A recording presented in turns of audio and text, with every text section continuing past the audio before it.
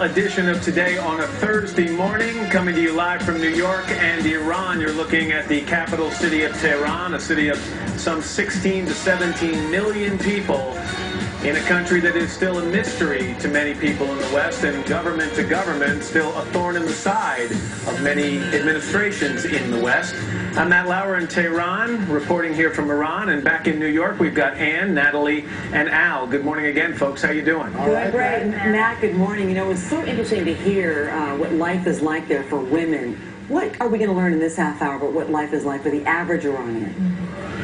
Well, we spent a lot of time talking about what people here can and can't do, but we do want to make sure people know that there is life that goes on here that's outside or away from the spotlight, sometimes behind closed doors. We're going to take a look at the side of Iran that most people don't know even exists coming up in this half hour. Also, if I can just take 1 second, I want to thank, and all of us on the team here in Iran, want to thank Ali Arusi, who is a producer for NBC News, who is Iranian, has been back here for a while, has been just an enormous help in our efforts here, and also Reza Abbasi, who's a cameraman, also Iranian. Between the two of them, they pretty much made a lot of this possible, and it's always nice to stop and recognize their efforts, so thanks to them. Really All right, guys, back to you. Thanks, Matt. Very well deserved. And we know a lot of our viewers have really been fascinated by your reporting this morning, and some of them have written in with some emails, right?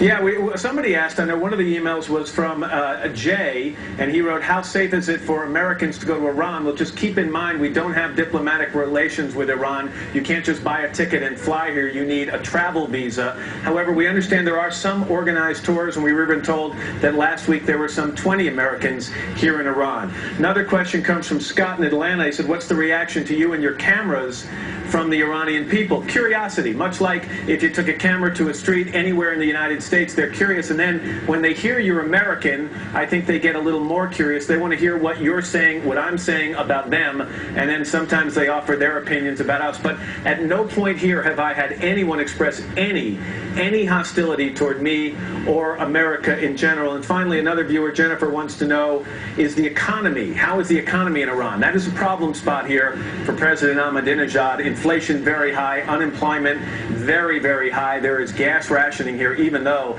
they export an enormous amount of oil in this country. So the economy may be President Ahmadinejad's #1 concern as he moves forward.